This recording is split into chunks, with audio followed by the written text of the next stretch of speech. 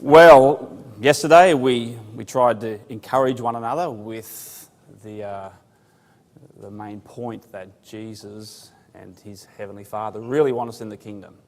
Did anybody practice telling the kids? Shame on you. Oh, you did. Excellent.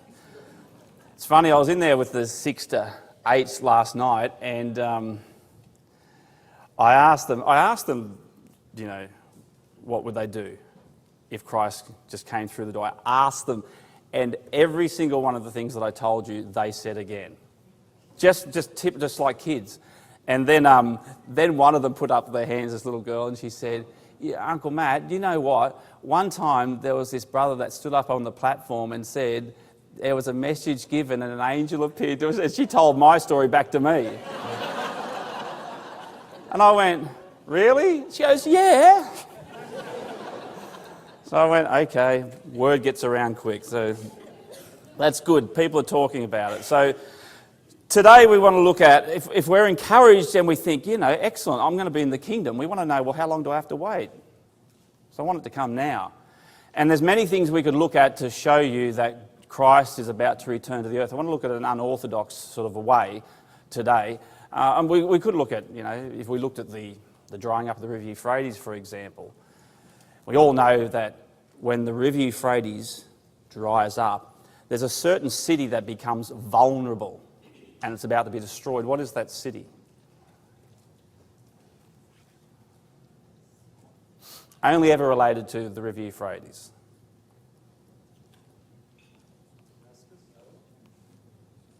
Used to flow right through the middle of it in the old days. It's Babylon. It happened, didn't it? Cyrus the Persian caused the river to dry up. Medes and Persians came in, smashed the place. That's used as a little, you know, literal basis for what happens in Revelation. The Turkish hordes came in and the River Euphrates flooded across Europe. And for hundreds and hundreds of years, they had Europe in thrall. And then it dried up. And from the drying up back to the time of Turkey, it's the last days. And we're waiting for Christ to return, waiting for the kings of the east to arrive, and Babylon will be destroyed once more. Not the literal city of Babylon in the sands of Iraq, not that city, but the papacy's Babylon, the European system, where the stone will smite the image. We could look at that. And there's many things to teach us that Christ is coming soon. In fact, I caught up recently, well, it was actually a few years ago, with one of my old friends, just an acquaintance that I went to school with. And I saw him in a car park. My son and I were at the beach, and I saw this bald guy over there in the car park. And he looked at me, and like, I still have a little bit of hair, okay? You can probably see in the light that it's getting thinner. But I looked similar to what I looked like 20 years ago. He said, you Matt? And I looked at him and I thought, who are you? I didn't have a clue. He said, I'm Scott. I went. Anyway, we started teaming up. We'd meet regularly at the beach. Couldn't even believe it was him. I hadn't seen him in 20 years. And about 3 months into, you know, going to the beach fairly often with our sons and hanging out a little bit, he said to me, you know, Matt, are you still religious? I went, yeah, I still read the Bible. And he said, oh. I said, why? He goes, what do you guys reckon is going to happen? That's what he asked me. And I said, well, why do you ask that? He said, because something's got to give. He could tell that we're in this last day scenario. He didn't even call it the last days. He just knew something big's going to happen. You could feel it in the air, can't you? Everyone knows things are simmering. And we know what it is. I told him exactly what's going to happen in terms of, when I say exactly, I said, you know, we still believe a kingdom's coming. There's going to be a time of trouble. And that we're approaching that time now. It's crazy. Have you ever asked yourself and analysed the last days, the scenario of the last days and the effect it has on us as an ecclesia? What sort of, like when you think of a morning, you get out of bed, say a Saturday morning, do you leap out of bed with enthusiasm? Have you got energy to burn? Especially for the truth. I mean, I can tell you from my point of view, I think, wow, where's it gone? It's toxic. The last days are toxic. Do you have time for God? Do you have time for your family? Do you have time for your ecclesia? I mean, these are important questions. What effect are the last days having on us? So we just want to have a look at some of these things. A few current events. Some of them are humorous, but you get the idea. Like teachers can now get homicide insurance. I'm happy for that. Even though I work at a Christadelphian school, I'm still happy for that. At least they've got our back. There's a Texas man. He was booked at doing over 387 k's an hour. Has anybody ever done that speed before? That's too fast, isn't it? No matter how late you are, you're going too fast at 387 clicks. Of course, you call it miles per hour. 220? 230 miles per hour? Is that too fast here? I think it's too fast, isn't it? But if we're living a life that's too fast, I mean, you can get your prayers said for you, because people are saying, and I hope it's not in the truth, but churches are reporting their constituents are saying, I haven't got time to pray. Like, it's really good now. They take Visa. So it makes it easier for you. Think about that. Time magazine reports kids burning out at 9 years old. Do you know some of those kids? I think I do. Especially us, vicarious parents that are living out our life which we missed out on through our kids. Violin practice, swimming, hockey, maths tutoring, English tutoring, homework, time, every day. These poor kids, it gives me an aneurysm just thinking about it. This is the life in which we live. There's a woman who said she's developing a 5-day... I wish we had these when we had our kids, because the woman says the baby doesn't care. And she's, I just haven't got time. I don't know if that's real, sister. I'm not sure if that's real. But I read it and I thought, well, it's a good idea. Here's this Harvard uni man working really hard, hit the wall, boom, he had to take a 3-month sabbatical. He went to the doctors, they ran some tests. It came back, the doctors said, exhausted. Just had it. Knuckles dragging on the ground. Just couldn't do it anymore. And you think, yes, I know people like that. So the last days, a woman reports that her idea of a holiday is just to lay back in the chair at the dentist. Like, to me, the visit, who likes dentists here? I don't even know how that profession's legal. It is horrific. Dentists report falling asleep during root canal. I said this once in Adelaide, and one of the Lukes, you probably know them, they said, oh, I've had that. I'm a really good dentist. I thought, as if. This is interesting. This one at least is true. In 1967, this was a US Senate committee. They pooled their knowledge and they ran the data through all the primitive computers they had back then, like smart people. They said that by 1985, and just think about it, just let this hit you. By 1985, we'd be only working 22 hours a week and we'd be retired by 38. Now, that's 7 years I should have been retired now. It's not in sight, I can tell you, and I'm not working 22 hours a week. They said we'd be bored. Now, is that the reality of the new millennium? By 1980? No, it's not. The reality of the new millennium is this, brothers and sisters. I don't know if you know, but guess how many hours the average husband and wife are putting into work? Have a guess. 80 to 90 hours a week. That's incredible. So there's a reason why you're feeling tired, isn't there? 80 to 90 hours. So women are putting in 41 hours and the average men are putting in 48. But the poor women, when they get home, 41 hours is outside the home. When they get home, they've got domestic duties, 30 to 40 hours. So that's up around 80 hours a week. And it's tough for the men too. They've got 48 hours outside the home. And when they get home, they've probably got 1 or 2 hours of domestic duty. So that's getting up to 50. We understand what it's like, and life at home gets stressful, but there's a maxim that's never, ever, ever been transgressed, and it's this. Apparently no husband's ever been shot while doing the dishes. Now, life at home gets stressful sometimes, doesn't it? And for men, if you're feeling scared, Just go and stand at the sink. Look, we'll keep moving. You understand. 36% of people are feeling rushed all the time. The average manager gets interrupted 202 times per day. 8 months of our lives are spent opening junk mail. I don't even look at it. I ask the kids, go and get me the mail, only which has my name on it. I don't want to see anything else. You guys can have that.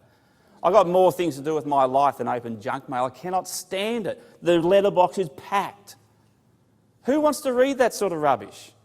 We spend a year searching for misplaced objects on our desk. Does anybody know how far the average misplaced object travels? Have a guess. Like 12 inches. That's it. Doesn't go anywhere. We've got more things. Average person, this is true, gets 2.5 hours less sleep per night than what we did 100 years ago. Now, you're probably nodding thinking, yeah, that's right. We're down to 7 hours. It's still going down. We can't live like this. Things have got to give. And you ask yourself, is this affecting our life and the truth? Einstein, does anybody know how many hours sleep he had? He said he needed 11 hours sleep. 11 hours sleep. Now, I've heard a footballer say, yeah, you know what? I only need 2 hours sleep. And I think, well, you got Einstein in one hand, and who are you likely to believe? Now, you can tell just by looking at me, I don't get 11 hours sleep. All right, I'm not that intelligent. More like 2. You get the idea, but we need more sleep. Surveys have come out, 22% admit to falling asleep while driving. 100 million people last year said, yeah, I drove when I was tired. That's just...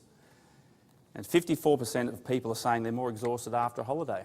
How does that work? Because if you talk to, say, the older brothers and sisters here, if you go back 50 years when they had time off, they could take a week off, maybe in the summertime. They go down maybe to the beach, wherever, I don't know, where's the beach? Do you guys have beaches here? But somewhere, okay, somewhere. And for a week, you grab a book and you sit by, in a mouldy old cabin somewhere and you just vegetate for a week. And you recharge and you restore and you rejuvenate. And so that you go back and you're right for another 12 months. That used to happen. It doesn't happen anymore. I'm serious. It doesn't happen anymore. People say, when I get back from a holiday, I'm worse. It's hard to get back on the day-to-day treadmill again. They did a study in Israel and they got people who were frazzled, like depressed, burnt out people, just had it. And they gave them a 2-week break. And they managed to decompress, like give them a really nice time and decompress all the burnout parameters so that they felt good and they were fully restored again. And they threw them back into the day-to-day treadmill. It took 3 weeks, they were back to baseline burnout. Boom. And so there's the story behind that is that you can't just save up all your needs for a week off one time a year. We need to learn the strategy of ongoing renewal. Like we need to learn it for the truth. When people request of you time and effort and people come beside you and say, I've got a problem I need to discuss with you, you need to have time to listen and space. And yet everyone feels the last day scenario where your friend comes up to you and says, like, I want to tell you, like, I've got some issues I need to talk with you about. And they're your friend, but you feel in your head, I just haven't got space, I haven't got any margin. And you just don't care, you want to care. You really love them, you really want them to be in the truth, you want them to be you're happy and appreciate that they're your friend, but you just haven't got any time. You felt like that? It's the last days. It's really, really hard, brothers and sisters. And, as much as we might laugh at some of those things, the last days are toxic. We've got to do something. There's something going on in the world that's causing people to be wheezing, worn out, overcommitted, overwhelmed. It's toxic to the truth. We drop the bucket down into the well. I think about this. We pull the bucket up. There's got to be something in our bucket. If your well's dry, which sometimes I feel like mine is, it's dry. If your well's dry, we've got to do something to get some water back in there. Renew our spirit. Find time. It's really, really difficult. So we live in a historically unprecedented age, and the short answer, like people go, well, why? Why is it all happening? Well, it's the last days, 2 Timothy 3. It's Luke 17. Every last day scenario is really bad, but ours is particularly going to be the worst. None of us are surprised at that, are we? The last days in which we live, right before Christ's return, is going to be the worst. And we're feeling it. But the thing that's causing it mostly, sorry for putting this up again, I didn't mean it, just doubled it up. What is responsible for all this dramatic change is this thing called progress. Anybody know what progress is? What's progress? What is he in? He's in overload. It's too much. He's got to know when he's overloaded. He's got to be aware of that. No, I've got to learn to say no. It's too much for me. And we need space in our life. I mean, you could drive with the car in front 2 inches from your own bumper, but it's not wise to do that. You need some margin there. We live with margin around us, but we don't give ourselves margin in our own time, in our own finances, in our own emotional state, and physically. We live in a marginless world without space. As I said, this poor sister who comes up to you and says, I need to talk, and we go, I just haven't got time. That's not good. What's at stake? These are and how do I know? You think about it. If you are moving up to 100%, and you're going to have no more margin in your life, and you're maximally loaded, how do you know when you're getting close to that line? And when you step across the line and you go, right, I'm in overload now. I mean, that's a good question, isn't it? Because you're going down the interstate in your car, and your car feels overloaded in some way, you get a flashing red light. It's not on the end of your nose. The car will tell you, pull over, get something checked out, slow down. We need to know what's at stake. Look at these things. These are the things that are at stake in our life. Think of this from a spiritual point of view. Our productivity. What are you getting done for God in the truth? And it's not about doing things for God so that you can go tick, get the tick of approval. I've earned my salvation. I've earned God's. It's not what I'm talking about. It's just showing love. Who loves to come home and the house is an absolute mess and everyone's just laying around tired and they can't help in the house? No one likes that. That's my place. Your productivity goes down when you live in a hyper-stress, overloaded, marginless environment. And I'm sure we can all feel this. Look at that. Your longevity. Man, there's some stories about that. Morale. Where's our excitement and our joy and our passion for things and our morale for the truth? Our desire to go to the meetings. Our desire to be with our brothers and sisters. Where's that gone? And I feel it. You probably feel it too. I mean, the Bible talks a lot about blessing. It means to be happy and joy. It's our birthright. Do you know what's the gospel mean? What's it mean? It's good news. Do you know why you tell somebody good news? Because it makes them feel happy. And sometimes it's the most simple things in life and we go, where's all my happiness gone? And our service to God, everything that affects our godliness. We need to judge these things, brothers and sisters. These things are very, very important. And when you hear Christians say they have no joy any longer, it's not good. And so you get these symptoms, and you can probably see yourself there. Not all of them. I don't have all of them, but headaches have gone up. I know that. How many people get heart palpitations, high blood pressure? Or withdrawal? What about Monday? Like Mondays, just can't get out of bed. I just cannot face work. I don't get that. Even when I have Year 9 on Monday, so it's still okay. But people have these symptoms. You could probably pick them out and go, that's my symptom complex there. Burnout and exhaustion. Relational problems. You throw a person who's marginless in an overloaded state into a half-yearly business meeting context and see what relational problems start to show. We've all seen it. It's not good for the truth, is it? Or in an A-B meeting when you just haven't got any patience and no time and you're pressed to get things decided and it's not working out. It's not fun. And this is what we have to take into consideration, brothers and sisters. It's really happening. And so we need to know our individual symptoms. And for that you need to be true to yourself. And you need to say to yourself, man, that is me right there. And what about moral failure? There's a lot of that. A massive amount. Because people just don't care anymore. It's all about them. They just need to feel better. You need to know our individual symptoms. So just imagine for a second. I'll role play it for you, okay? A little bit of drama. 80%, 100%, and then 120%. This is in overload. Some of us feel like we're living at 150% sometimes, but 80% is good. These are the people who are new in the truth, right? They're just baptised. It's excellent.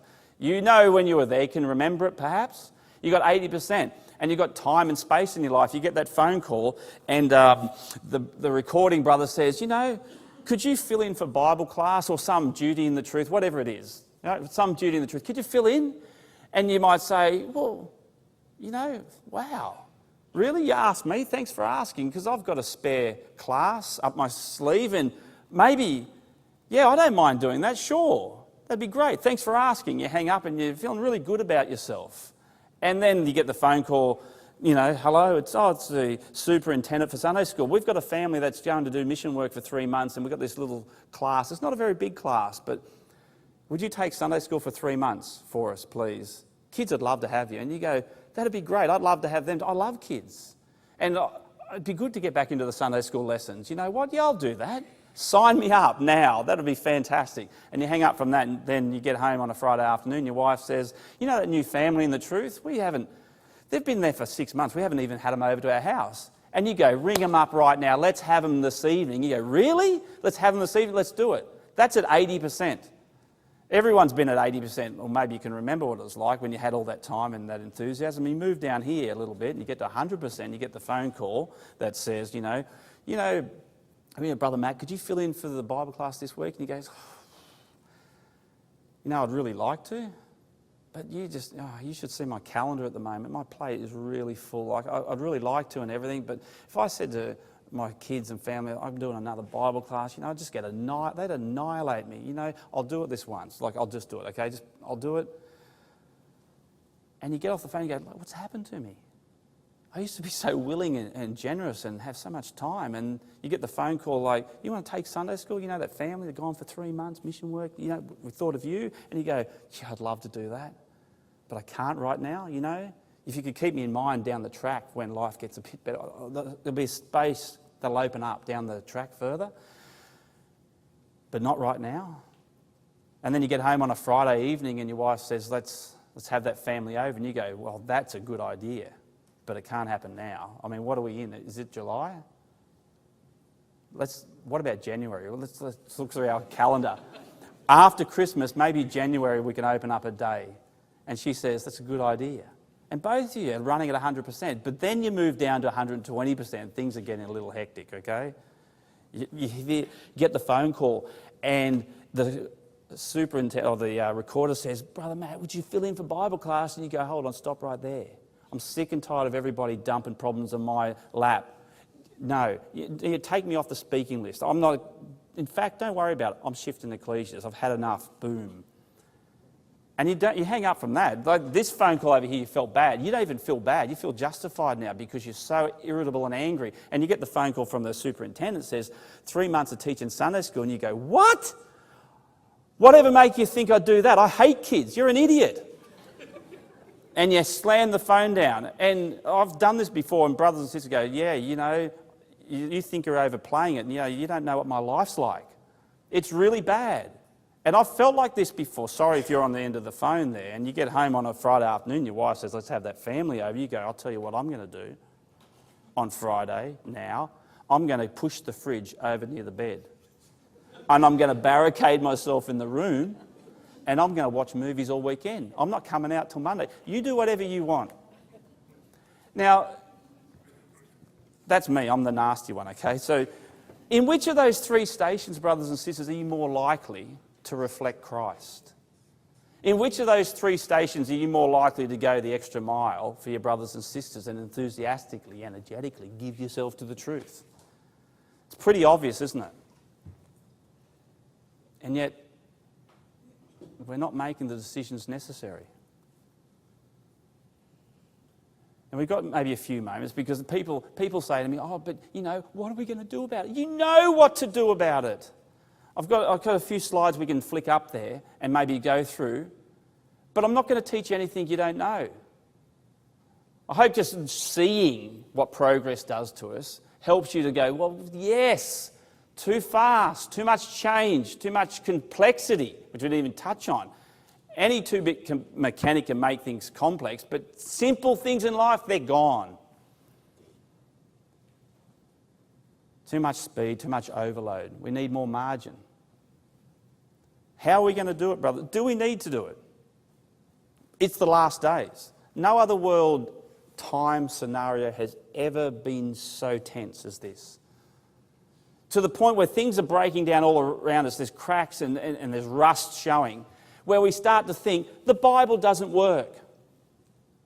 The way we've been doing things all these years, it doesn't work, and we're not aware that it's the culture we're living in that's causing the cracks. We're trying to do too much, get too many things.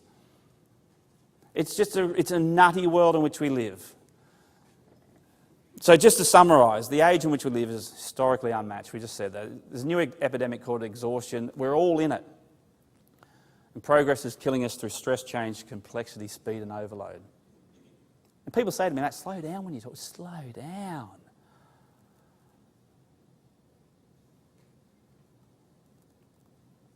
It's crazy if you graphed it. Ecclesially, are we affected? Absolutely. We could turn up all the quotes to show what the last day scenario are going to be like, and you go, well, yes, I've seen that 100 times. I'm giving you a reason today.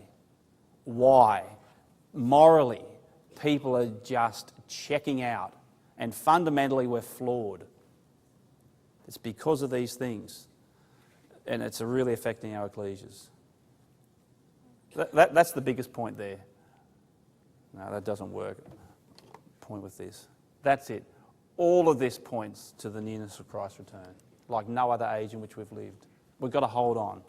Get a little bit of margin in our life. We need to make ourselves available for God. So how could we restore a little bit of margin in our life? Well, we've got to want to do it, okay? You've got to be intentional. You can't just get to the end of the week and go, oh, it didn't happen. You've got to put it on your fridge. You've got to put it in front of your kids and say, this is what we're going to do. We're going to do it on Monday night. We're going to do this on Tuesday. Who thinks, I mean, don't put your hands up, but think about this. It's rhetorical. Who feels like they're doing less readings with the kids than what they used to do? Who feels like they're praying less with the kids than what they used to do? I mean, I feel like that. I mean, I say it to my shame, but that's how I feel like it. And it's not just that it's a feeling, it's true. History is something that happens to people. What happens is always different from what people would rather have done. Every time I do this talk, I think to myself, that's right. Get your act together, Matt. Learn to say no. Now, I love a week. A week planned out. On Monday night, we've got this going on. Tuesday night, we've got that sporting night out. And Wednesday night's class, we get that Thursday night. And then you go, like, the whole week's taken up. Friday night, we're just going to have a night at home, and it gets taken up too. And you go, where did that happen? And the word no. It's not a swear word. You can say it. Say no. If you've got 36 hours of things to do in your life this day, you're not going to let it happen. If you had 24 hours worth of things to do and every one of them came back to back and you're maximally effective and you were that organised and it all started to happen, you could come at the end of the 24-hour period and go, look at that, look what I did. But one thing goes out of control. One little thing, you get a flat tyre, or you have an argument with one of the kids, or something happens and the whole day will cascade out of control.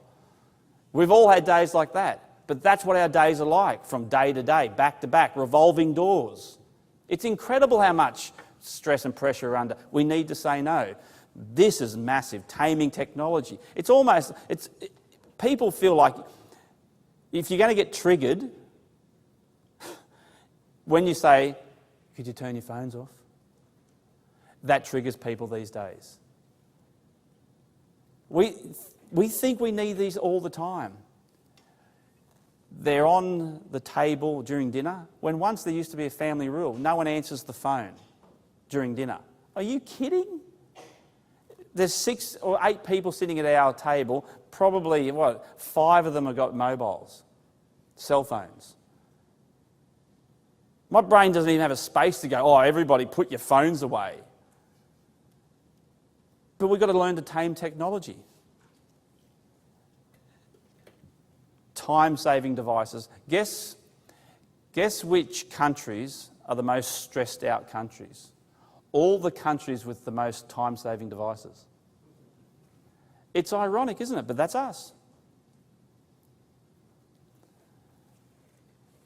We need to selectively discontent. Now, there's a difference between felt choice and actual choice. So I feel like I've got no space and I can't do anything. I can't open up any more space in my life. It's easy. And I'm not like, I don't know if I could do this. I'm sure we've done it once with the kids, but it was so long ago I can't even hardly remember it. You want some space and margin in your life? It's a Tuesday afternoon and you're stressed out. Everybody's stressed. Just walk out the back to your circuit breaker, one that says, mains, switch it to off. You'll have all the margin that night you ever want. Just do it once and see if your kids like it. Make a little fire in the backyard. Cook your meal over the fire. Get some marshmallows out. Sit around with them, the grandkids, and have some fun. Play board games under candlelight. And see if you enjoy it. Do it once a month and say, hey, that was a good time. Tell me if it was any good. I don't know if I can make that decision yet. But you could do it. See, there's a difference between actual choice and felt choice. We know what it's like. We've got to simplify. Back there. And unclutter. Everything we own owns us. Why? Because we've got to maintain it. You've got a stupid car, you've got to wash the thing.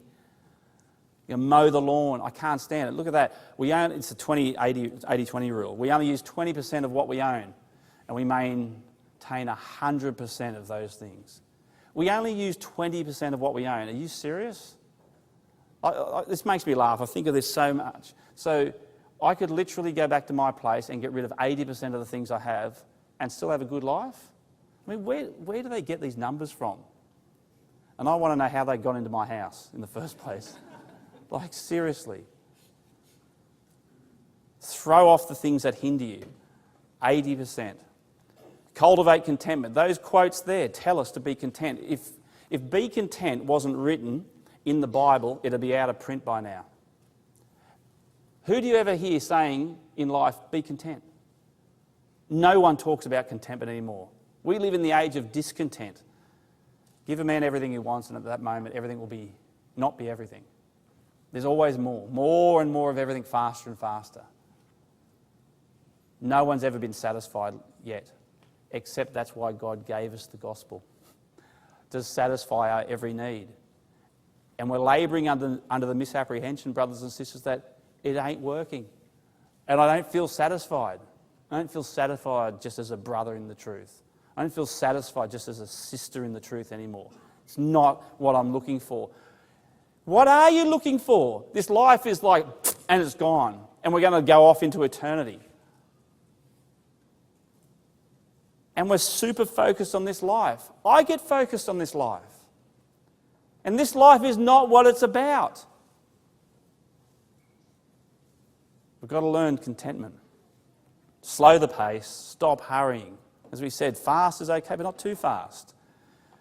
This is hard. I mean, how hard is it for especially young families? Big families control too much debt. We have control debt, right? We have too much debt. We want too much. And we think, we get our needs and our wants mixed up. And we could talk about every one of these. We've got to finish now. You get the point. The big one, nourish relationships, particularly in the truth. Have time for your brothers and sisters. When someone says to you they have a problem, make that mental effort to have some space and listen and be supportive. You're going to be there one day saying, hey, I need to talk with you about something. Cultivate a network of caring brothers and sisters. Good brothers and sisters are good for your health. Do you know if you just sit in this disclosure effect, it's really good? It's cathartic. I've got a problem. You don't need to fix it. Just me sitting down with you and telling you my problem makes me feel better. Do you know that? It's an actual thing. And makes me feel ashamed when I just go, oh yeah, hurry up. When someone's trying to tell me their problem, they need to get it out. Just let them get it out. And don't do the male thing, which is, I know I do it all the time. Oh, look, just do this, this and this. Don't worry about fixing it. Just listen to them. You'll make their day, make them feel better. We need to nourish relationships. So there's the last day scenario, brothers and sisters. It tells me Christ is so close. We just got to hold on. Try and do some of these things.